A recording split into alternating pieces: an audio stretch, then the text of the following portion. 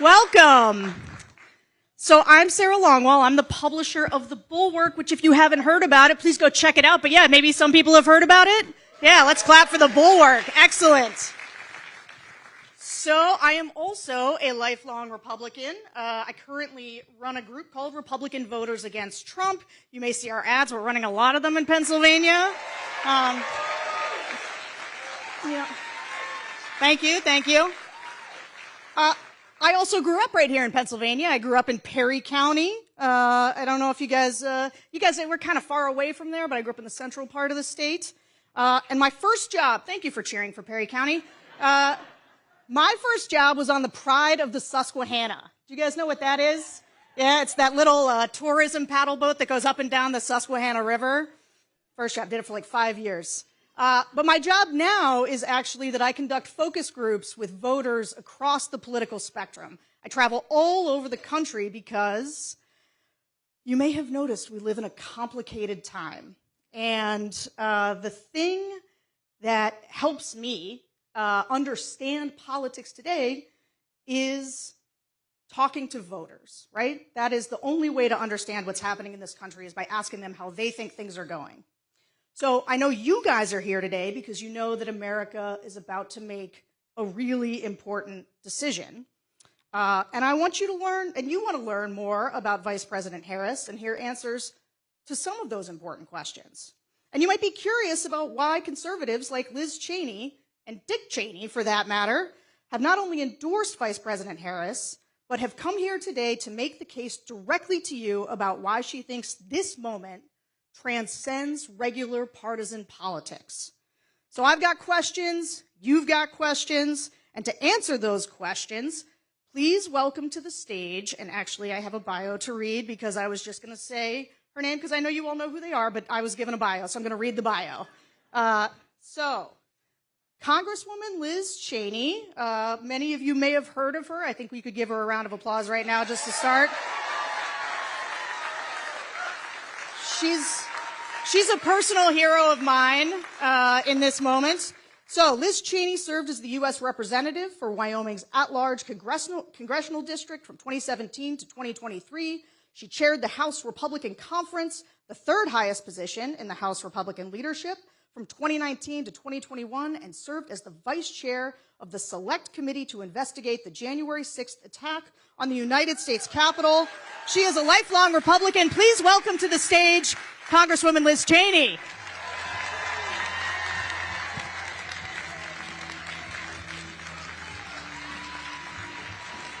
Yeah.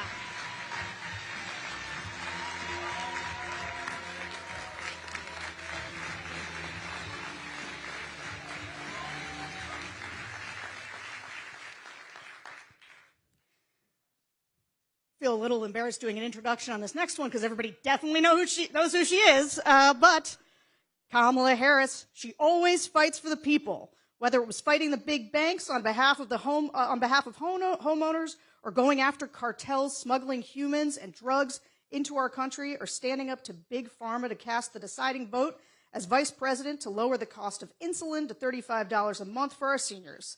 She is the Democratic nominee for President of the United States. Please welcome to the stage Vice President Kamala Harris.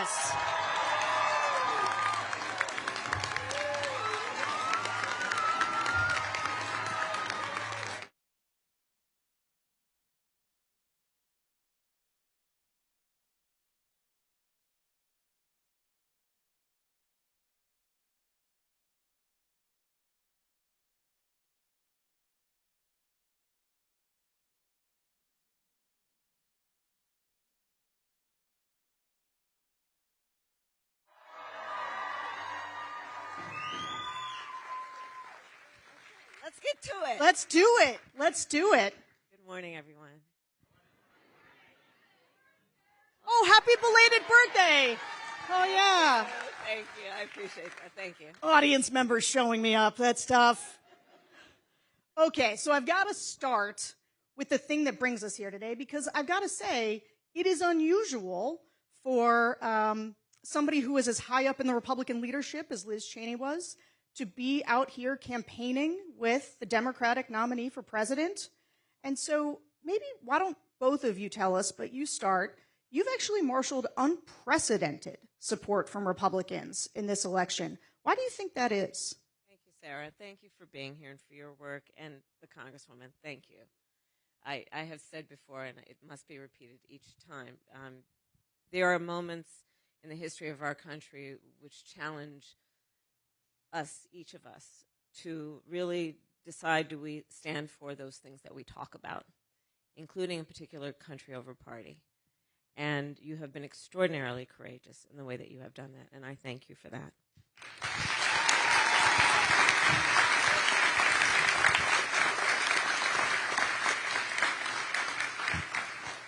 So, you know, I have, in my career now, whether it was as the elected district attorney, elected attorney general, and then elected United States senator, and of course now vice president, I've counted that I have taken the oath of office 6 times.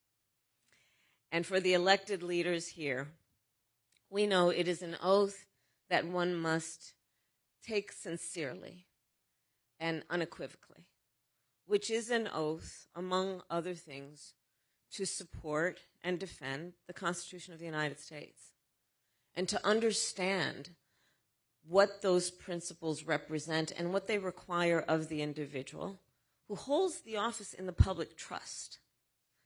And let's not undervalue that point as well. It is not about the individual. It is not about what is in their personal interest. It is about what is for and in the spirit of the public good. And this is a moment in this election that presents a real contrast among how I, as one of the 2 nominees, and my opponent, the former president, think of that duty. And it is a duty, by the way. There are certain things in our lives that we have the choice if we feel like it. And then there are certain things that are just fundamentally a duty, like to raise our children, things of that nature. It is a duty to take seriously that oath and do it for the sake of the public good and in the public trust. And I think that this moment, with the choice that the American people have in this election in 2 weeks and 1 day, this election is presenting, for the first time probably in certainly recent history, a very clear choice and difference between the 2 nominees. And I think that is what, as much as anything, is bringing us as Americans together, who are understanding that we cannot, with such fundamental stakes being presented, afford to be mired in ideological differences without really staking our claim to the most fundamental ideals upon which our country stands. Thank you. And, you know, Congresswoman Cheney, it's sort of the same question to you, but I got to ask, you know, it's one thing for Republicans to sign a letter. You know, we've seen that Vice President Harris has been endorsed by 200 Republicans in the national security space, all kinds of people from George W. Bush's administration. There's been a lot of people, they'll sign letters and maybe they'll go on TV, they'll release a statement. I was just with Republican Congressman Charlie Dent, former Republican congressman here from the state. He voted for you in his early voting. But you are out here campaigning. You are out here holding events. So talk about why it's been so important to you to be as involved as you are in getting Vice President Harris elected. Well, thank you so much, Sarah, for the question, and it's an honor to be here today with you, Madam Vice President. You know,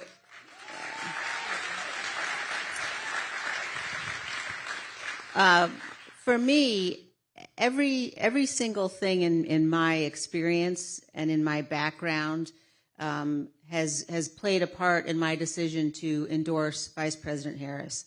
And you know, that begins with the fact that I'm a conservative. And I know that the most conservative of all conservative principles is being faithful to the Constitution. And you have to choose in this race between someone who has been faithful to the Constitution, who will be faithful, and Donald Trump, who it's not just us predicting how he will act. We watched what he did after the last election. We watched what he did on January 6th.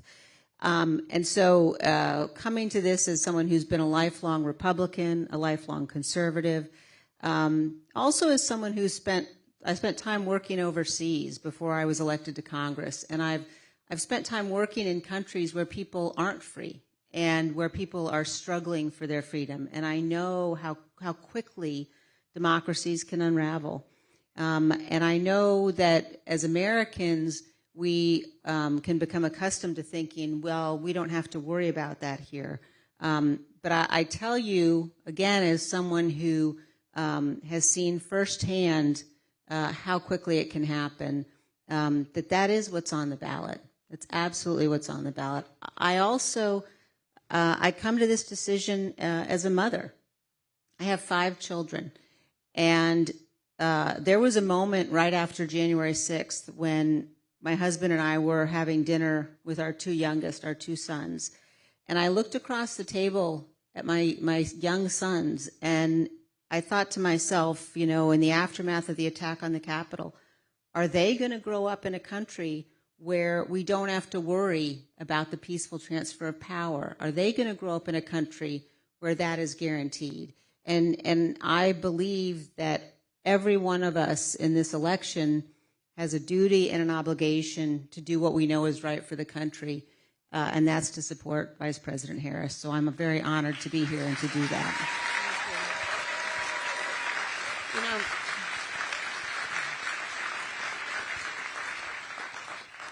If I can just echo the Congresswoman's point. So I've now, as Vice President, met over 150 world leaders, presidents, prime ministers, chancellors, and kings, many of them multiple times, to the point we're on a first-name basis. And the last few times I've seen them in the relative eve of this election, they are very concerned, our allies. Because, as you know, when we walk in those rooms around the world representing the United States of America, we have traditionally been able to walk in those rooms, chin up, shoulders back, with the self-appointed and earned authority to talk about the importance of democracies and rule of law. But as all the role models here know, as a role model, people watch what you do to see if it lines up with what you say. People around the world are watching this. And I tell you, sometimes I do fret a bit about whether we as Americans truly understand how important we are to the world. I hope everyone does really understand that we represent something, imperfect though we certainly are, flawed though we may be. We represent, in terms of our ideals, the basis of our Constitution, we represent a gold standard. And when we have someone who has been president, who wants to be president again, who is saying he would be dictator on day one, would weaponize our Department of Justice, one of the principles of our democracy is that we say we have a justice system that is blind, that is not punitive against one's enemies. They are watching. So this is about direct impact on the American people, and it most certainly will impact people around the world. I'm so glad you brought that up. And I as a follow-up, I would just ask Congresswoman Cheney, too, we live in a dangerous time. I mean, I think Americans are watching what's happening overseas, in Ukraine, in Israel. Republicans, we used to be the party that would be on the side of our democratic allies like Ukraine. Talk to me a little bit, and all of us, about why, from a foreign policy standpoint, you find yourself able to endorse Democrats who didn't used to be that way. Well, it's not just able to endorse them, but if you look at the numbers of the most senior officials who served Donald Trump, his own vice president, national security advisors, as chief of staff, the leading generals who served him, who've all said he's unfit. And people really need to stop and think about how completely unprecedented that is. And the idea, when people sort of say, well, we might, be tempted for some reason or another to vote for Donald Trump, if the issue is foreign policy, I would just ask everyone, think about how dangerous and damaging it is to have someone who's totally erratic, completely unstable, someone who has aligned himself with, who idolizes tyrants. He idolizes tyrants. You know, the choice here with respect to national security policy is a man who has proven, he's absolutely proven that he will not stand up, he won't defend this nation with respect to our own Constitution and rule of law. And Vice President Harris, who has been clear in terms of support for Ukraine, in terms of recognizing and understanding across the board that America cannot maintain our own freedom and security if we walk away from our allies around the world. And our adversaries know that they can play Donald Trump. They absolutely know that they can play him. And we simply can't afford to take that risk. So as someone who's spent a career on national security issues, again, this was not at all a difficult choice for me. The choice here is absolutely clear in terms of the necessity of supporting Vice President Harris. And if I may emphasize, part of the backbone of our national security is our military. And let's please not overlook how someone who wants to be commander-in-chief and has talked about our servicemen and women, has talked about an American hero like John McCain, who was a prisoner of war, and said he didn't respect him, didn't like him because he got caught, has talked about our service members as though they are less than the most courageous of us, those who put on the uniform, who represent the United States of America, who are willing to die for the sake of everything we stand for. And he calls them suckers and losers. These things cannot be overlooked. And I have said many times publicly, and I'll say it again, in many, many ways, Donald Trump is an unserious man. But the consequences of him being president of the United States are brutally serious. There are things that he says that will be the subject of skits and laughter and jokes. But words have meaning coming from someone who aspires to stand behind the seal of the President of the United States. These are the things that are at stake. Couldn't agree more. So I do want to ask you another question, though, before we go to the audience. You know, you talk a lot about a new way forward. Mm-hmm. You talk about turning the page. What's on the next page? Talk to us about... you want a preview? Yeah, give me a spoiler alert, you know? Just tell us what's in the rest of the chapter. Well, first of all, I will say that it is a metaphor that is meant to also describe my intention to embark on a new generation of leadership. And needless to say, mine will not be a continuation of the Biden administration. I bring to it my own ideas, my own experiences. But it is also about moving past what, frankly, I think has been the last decade of the American discourse being influenced by Donald Trump in a way that has had the effect of suggesting we as Americans should point the finger at one another, in a way that has been using the power of the presidency to demean and to divide us. I think people are exhausted with that, rightly. And it frankly does not lead to the strength of our nation to tell the American people that we must be suspicious of one another, distrust one another. You know, yesterday I did a couple of church services, and there's many people here know the parable of the Good Samaritan. And there is, in essence, a piece of that, in my own words, that it really requires us, I think, to see in the face of a stranger, to see a neighbor, right? That's spirit. And I think we need to get back to that. The spirit of the American people is such that, you know, we are an ambitious people. We are aspirational. We have dreams. And that is productive. It is not productive of us to be a nation of people who are pointing fingers at one another, who don't understand that the vast majority of us have so much more in common than what separates us.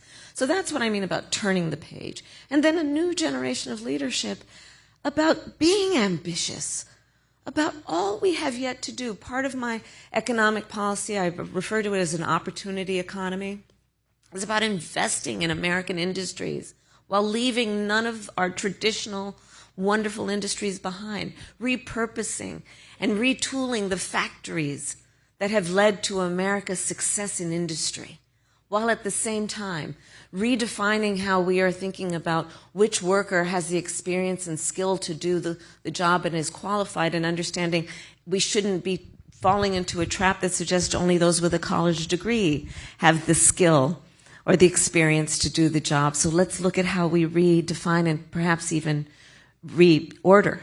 And in fact, I'm going to start with federal jobs, and then I'm going to challenge the private sector to do the same.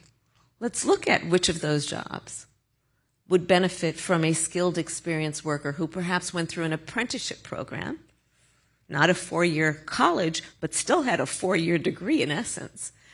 So these are the kinds of things that are about seeing the opportunity of this moment and investing in it. I'll tell you, and I know this is a controversial topic for many of us, I love Gen Z. Because we have Gen Zs in our lives. We have kids who are Gen Zs. It can be complicated, I know. I love Gen Z. These young leaders are they're clear-eyed. You know, they've only known the climate crisis. They've only known active shooter drills. I mean, we had fire drills, not our kids, right? But they're so wonderfully impatient. Right? No, really, that's good. That's good. They're ready to get in there. Let's invest in them. So, for example, one piece of my opportunity economy is we've got to deal with the reality of where we are right now.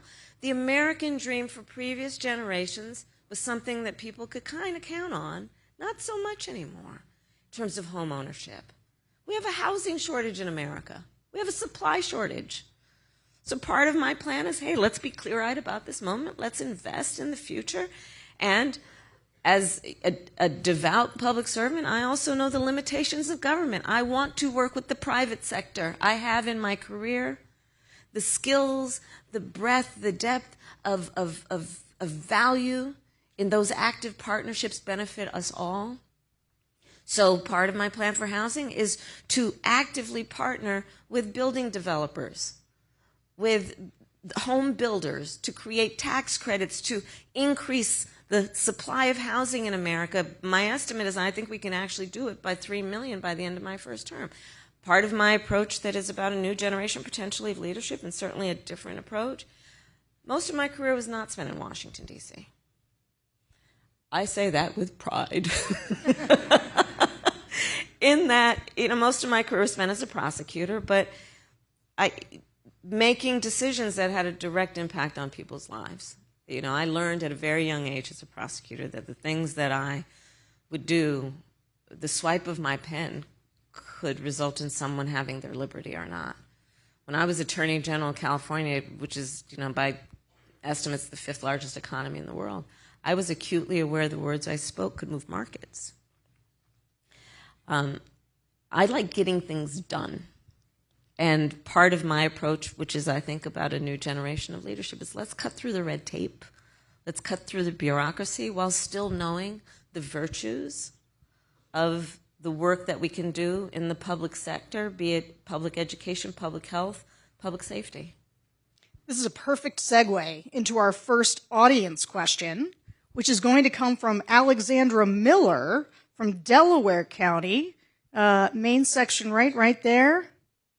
Hi, Alexandra. Hello. Hello, Madam Vice President and Representative Cheney. Thank Hi you there. for taking my question today. My name is Alex. I have a 7-year-old son and a wonderful 72-year-old mother who is suffering from dementia and requires full-time care. Yeah. My son is in 2nd grade. My mother is in a nursing home, and I work full-time. The costs of childcare and of elder care are staggering, but simultaneously, the professionals that help care for both our children and our elders are generally underpaid, which makes it difficult for them to support their own families and do the jobs that they need to do. How do you propose to help bridge this gap, making both child and elder care more affordable for hardworking families, and also retaining and attracting quality talent for these essential jobs? So first of all, you're dealing with a lot. You're dealing with a lot. And I just wish you strength and support. You are a part of what we call the sandwich generation, which are those parents and children who are right in the middle. They are taking care of their young children and taking care of their parents as they age. And it's a lot. And so I actually plan to address this in a substantial way because I actually bring a personal experience to it as well. I took care of my mother when she was sick. And that work is the work of trying to cook something that they feel like eating, right? Trying to figure out which clothes will not irritate their skin and help them put on a sweater. It's about trying to figure out how you can say something that brings a smile to their face or makes them laugh. It's about dignity. Meanwhile, you have a second grader. You try and teach that kid how to read. Spending time with them, reminding them they are special and can be anything. And in the middle of all of that, if you are working, or just to have a minute to breathe, it's a lot. It's a lot.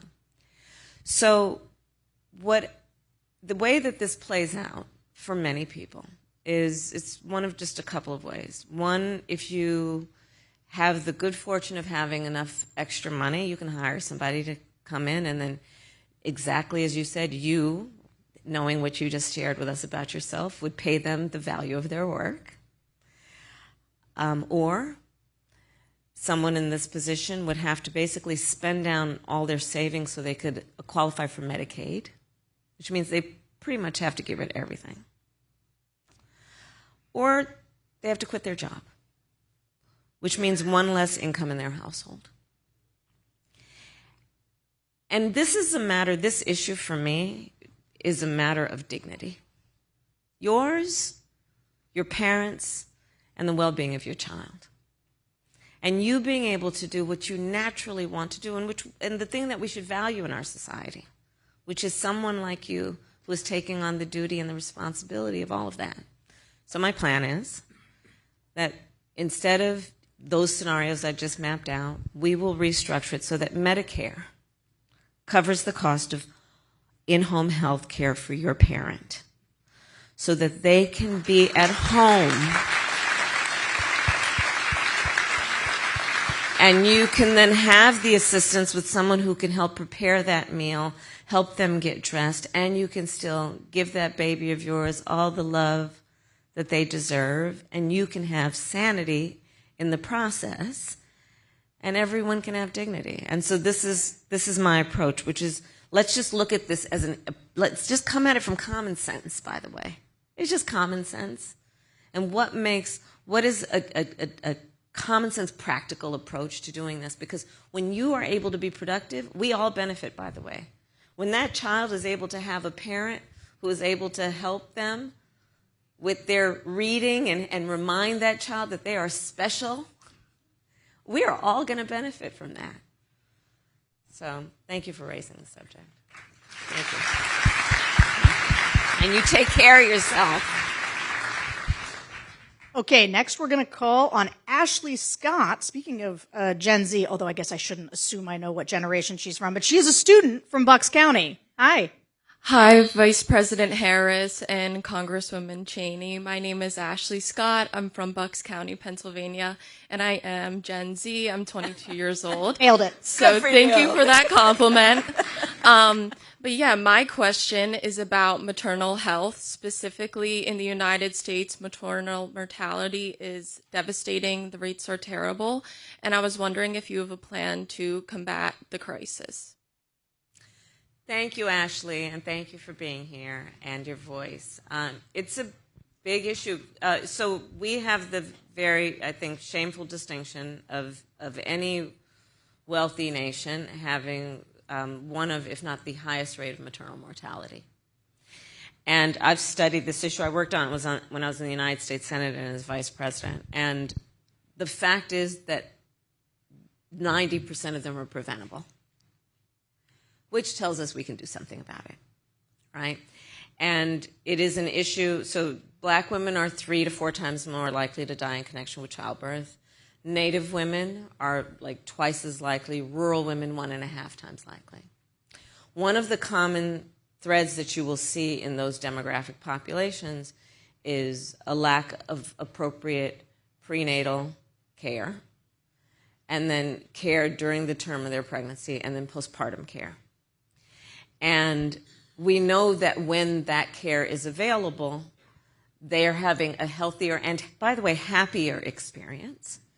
And the long-term impact to all of us as a society, much less to that family, is immense.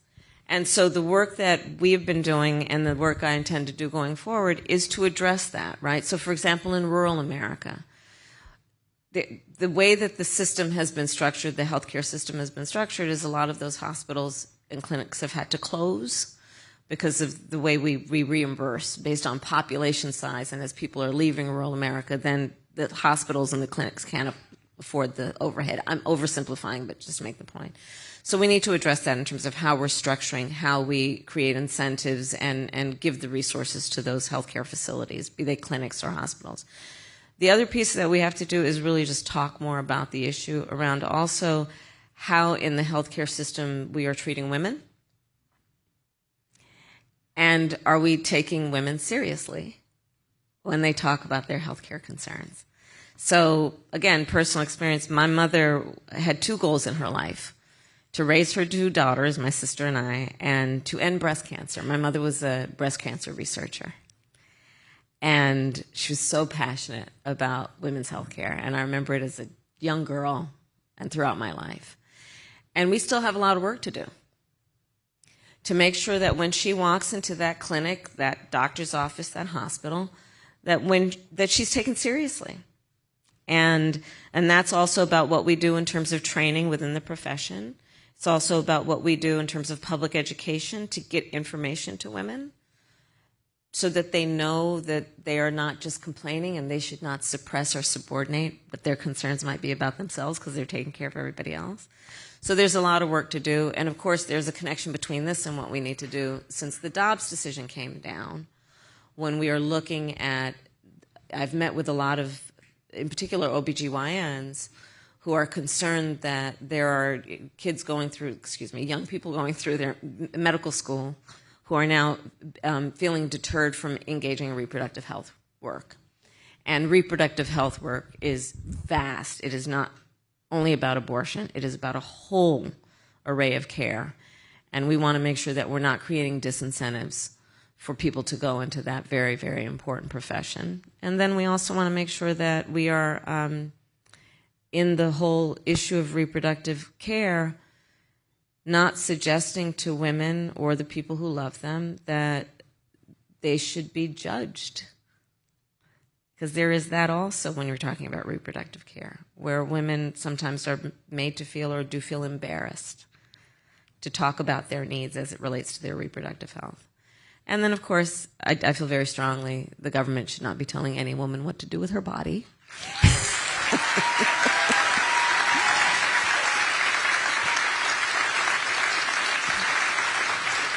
And when Congress passes a law reinstating the reproductive freedoms of women, I will gladly and proudly sign it into law because I strongly believe one does not have to give up or abandon their own faith or beliefs to agree that not the government telling her what to do. If she chooses, she will consult with her priest, her pastor, her rabbi, her imam.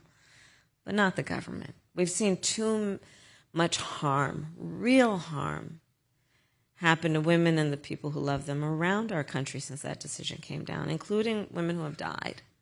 And I don't think that most people who, before the Dobbs decision came down, who had strong opinions about this, I don't think most people intended that the harm that we've seen would have actually happened. Can I add to this, because I think it's such an important point, and I think there are many of us around the country who have been pro-life, but who have watched what's going on in our states since the Dobbs decision, and have watched state legislatures put in place laws that are resulting in women not getting the care they need. And so I think this is not an issue that we're seeing break down across party lines, right, but I think we're seeing people come together to say what has happened to women when women are facing situations where they can't get the care they need, where in places like Texas, for example, the Attorney General is talking about suing to get access to women's medical records. That's not sustainable for us as a country, and it has to change.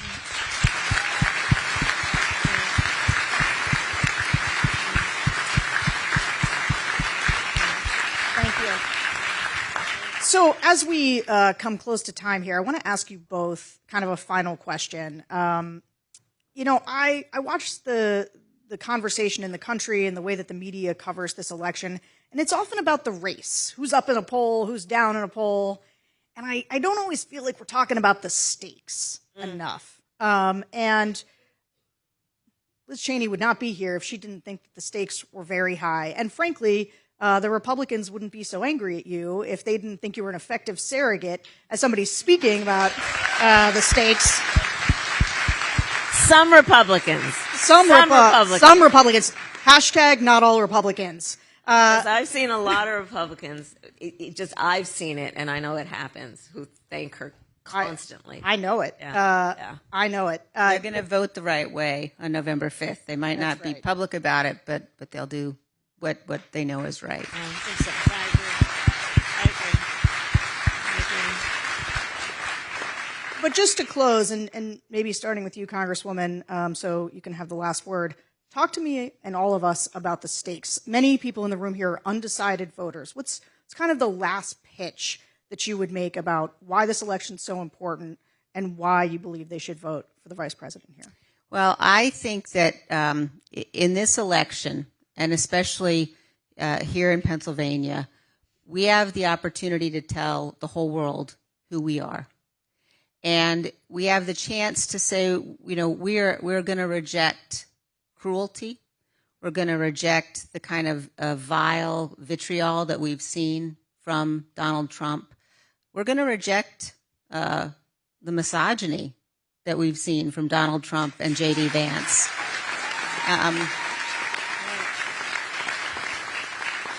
And we have the chance in this race to elect somebody who you know is going to defend the rule of law. You know Vice President Harris is going to defend our Constitution. We have the chance to remind people that we are a good country. We are a good and honorable people. We are a great nation. And in this race, we have the opportunity to vote for and support somebody you can count on. We're not always going to agree, but I know Vice President Harris will always do what she believes is right for this country. She has a sincere heart, and that's why I'm honored to be here and supporting her in this race.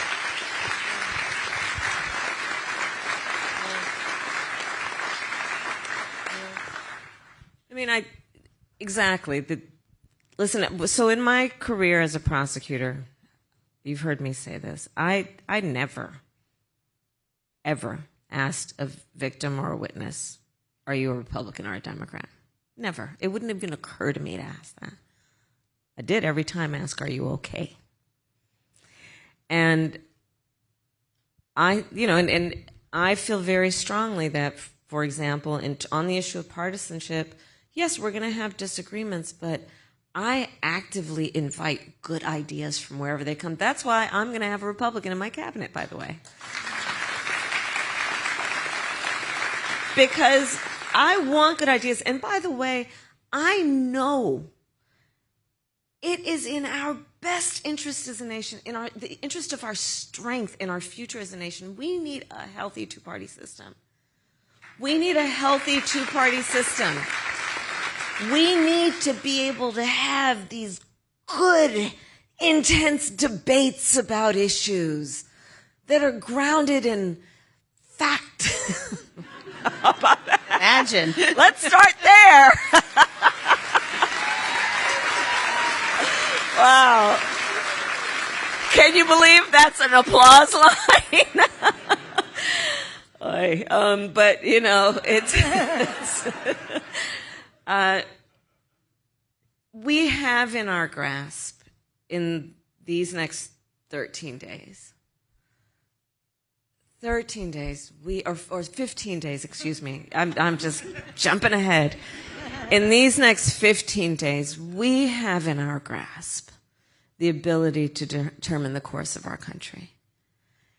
You know, every election we've said this is the one. This is the one. This truly is the one. I mean, to the Congresswoman's point, the former chairman of the Joint Chiefs of Staff referred to Donald Trump as being fascist to the core.